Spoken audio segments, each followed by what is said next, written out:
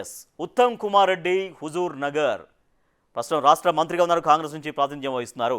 Nalgonda parliament నియోజకవర్గ పరిధిలోకి వచ్చే హుజూర్ నగర్ అసెంబ్లీ సెగ్మెంట్కు ప్రస్తుత మంత్రి ఉత్తమ్ కుమార్ రెడ్డి ప్రాతినిధ్యం వహిస్తున్నారు. ఇక్కడ గతంలో రాజకీయాలు చాలా మలుపులు తిరిగాయి. 2018లో ఇక్కడ ఉత్తమ్ కుమార్ రెడ్డి గెలిచారు. ఆ తర్వాత నల్గొండ ఎంపీగా పోటీ చేశారనే మారినటువంటి పరిణామాల నేపథ్యంలో సో అప్పుడు ఎంపీగా గెలిచిన తర్వాత హుజూర్ నగర్ నియోజకవర్గ ఎమ్మెల్యేగా రాజీనామా చేశారు. అప్పుడు హుజూర్ నగర్ నియోజకవర్గానికి ఉప ఎన్నిక వచ్చింది. ఉప ఎన్నికలో బీఆర్ఎస్ నుంచి పోటీ చేసినటువంటి శానంపూడి సైదిరెడ్డి అప్పుడు గెలిచారు. సీన్ కట్ చేస్తే 2023 అసెంబ్లీ ఎన్నికల్లో మళ్ళీ ఉత్తమ్ కుమార్ రెడ్డి అక్కడ గెలిచారు.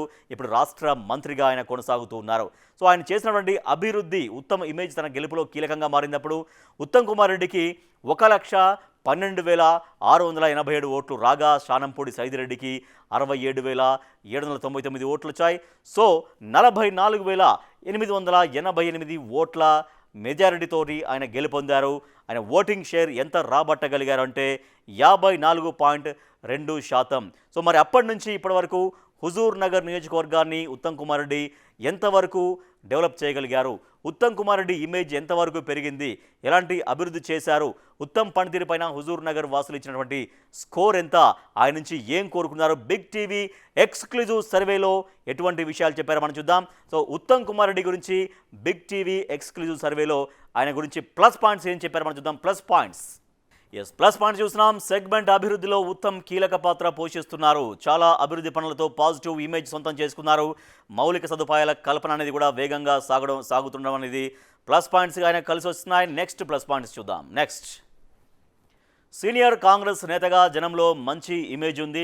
ఎప్పటి నుంచో కాంగ్రెస్ ఉన్నారు. సో కాబట్టి ఆయన సీనియర్ నేతగా ఆయన కొనసాగుతున్నారు కాబట్టి జనంలో మంచి ఇమేజ్ ఉంది. నియోజకవర్గానికి 5,886.58 కోట్లు కూడా మంజూరు చేసుకోగలిగారు. జనాలకు ఉత్తమ్ పనితీరు పైన గట్టి నమ్మకం ఏర్పడింది. ఎందుకంటే ప్రభుత్వంలో చాలా కీలకమైనటువంటి నీటిపారుదల శాఖ మంత్రిగా ఉన్నారు.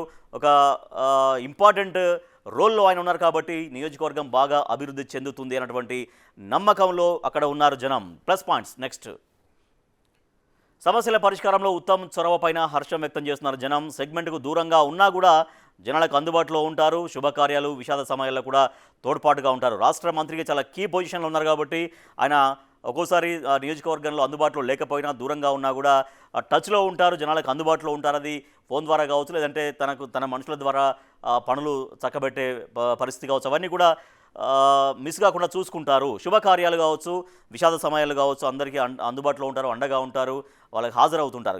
నెక్స్ట్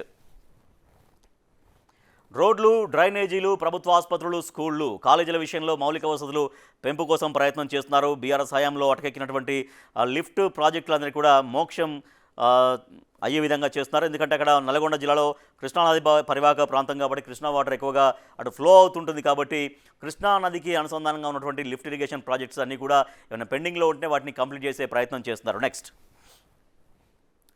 ఇరిగేషన్ పనులకు 2,767 కోట్లు మంజూరు చేసుకోవడం. తర్వాత అక్కడ జాన్పహాడ్ ఎత్తిపోతల పథకం ఉంటుంది, తర్వాత బెట్టు తండా ఎత్తిపోతల పథకం ఉంటుంది. మనం చెప్తున్నట్టుగా కృష్ణానది పరివాహక ప్రాంతం కాబట్టి అక్కడ ఎత్తిపోతల ప్రాజెక్టులు చిన్నవి ఎక్కువగా ఉంటాయి. సో వాటి కోసమని ఒక ప్రాజెక్టుకి 302 కోట్లు, తర్వాత మరొక ప్రాజెక్టుకు 33 కోట్లు మంజూరు చేయించడం కూడా ప్లస్ పాయింట్స్గా మనకు కనిపిస్తున్నాయి. నెక్స్ట్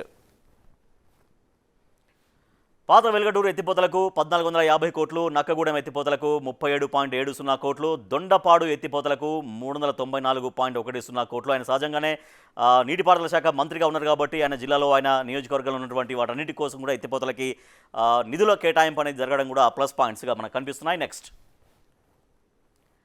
R&Bకి 1,415 కోట్లు మంజూరు. జరుగుతున్న అభివృద్ధి పనులపై సంతృప్తి వ్యక్తం చేస్తున్నారు జనం. అభివృద్ధి సంక్షేమ నాయకుడిగా ఉత్తమ్ కుమార్ రెడ్డికి అయితే ఆ నియోజకవర్గంలో మంచి పేరు ఉంది. నెక్స్ట్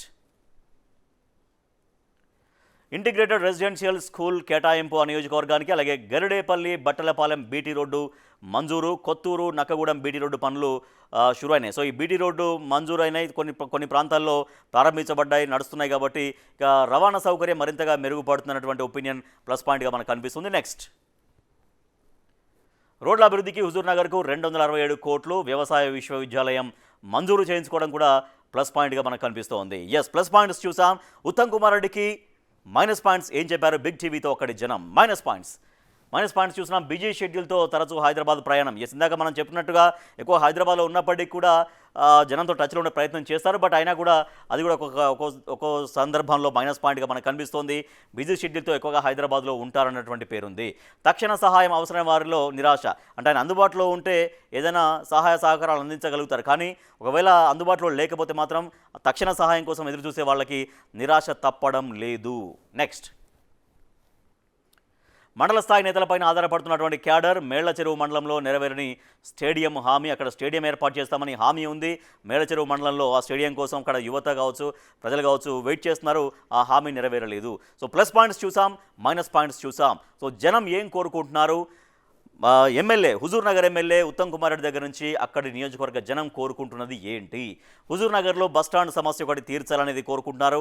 తర్వాత ఊరి శివార్లలో కొత్త బస్టాండ్ నిర్మాణంతో సమస్య ఉంది. డిగ్రీ కళాశాలలో మౌలిక సదుపాయాలు కావాలని. సో ఆ బస్టాండ్ సమస్య అనేది ప్రధానంగా మనకు కనిపిస్తుంది. ఊరి శివార్లలో కొత్త బస్టాండ్ కట్టడం వల్ల ఇబ్బందులు అవుతాయి. ఎందుకంటే జనం అంతా ఇక్కడ ఎక్కువగా సిటీలో ఉంటారు, టౌన్లో ఉంటారు కాబట్టి బస్టాండ్ దూరంగా ఉంటే సమస్య అనేది జనం కోరుకుంటున్నారు. ఆ సమస్యని తీర్చాలనేది. నెక్స్ట్, చింతలపాలెంలో పెండింగ్ పనులు పూర్తి చేయాలి. ఎంపీడీఓ ఆఫీసు, తర్వాత primary health centre, government polytechnic కాలేజీలు పూర్తి చేయాలి. మఠంపల్లిలో గురుకుల పాఠశాల కావాలనేది కూడా జనం అక్కడి నుంచి కోరుకుంటున్నారు. నెక్స్ట్, భూగర్భ డ్రైనేజీ వ్యవస్థ అవసరం. వర్షాకాలంలో రోడ్లపైన నీళ్లు రాకుండా చూడాలి. సో ఇప్పుడు వర్షాకాలంలో సహజంగానే ఎక్కువగా నీళ్ళు వచ్చినప్పుడు ప్రజలు బాగా ఇబ్బందులు పడుతుంటారు. సో హుజూర్ నగర్ బాగా డెవలప్ అవుతున్నటువంటి ఏరియా కాబట్టి, టౌన్ కాబట్టి అక్కడ భూగర్భ డ్రైనేజీ కావాలనేది జనం కోరుకుంటున్నారు. ఎస్, మనం ప్లస్ పాయింట్స్ చూసాం, మైనస్ పాయింట్స్ చూసాం, జనం ఏం కోరుకుంటున్నారో చూసాం. సో హుజూర్ నగర్ నియోజకవర్గ ప్రజలు అక్కడ ఎమ్మెల్యే అయినటువంటి ఉత్తమ్ కుమార్ రెడ్డికి ఇచ్చినటువంటి స్కోర్ ఏంటి, బిగ్ టీవీకి ఏం చెప్పారో చూద్దాం. స్కోర్ మనం చూస్తున్నాం. అనుకూలం 59%, చాలా మెరుగ్గానే కనబడుతోంది. వ్యతిరేకం స్వల్పంగానే ఉంది 19%, తటస్థం 22%. సో అనుకూలం అయితే 59% బాగానే ఉంది. సో ఉత్తమ్ కుమార్ రెడ్డి హుజూర్ నగర్ ఎమ్మెల్యే గారు, ఇది మీ స్కోరు. బిగ్ టీవీ సర్వేలో మీ నియోజకవర్గ ప్రజలు మీకు ఇచ్చినటువంటి మీకు ఇచ్చినటువంటి వివరాల ప్రకారం, వాళ్ళ ఒపీనియన్ ప్రకారం బిగ్ టీవీ మీకు ఇస్తున్నటువంటి స్కోర్ ఎంత అంటే 59%.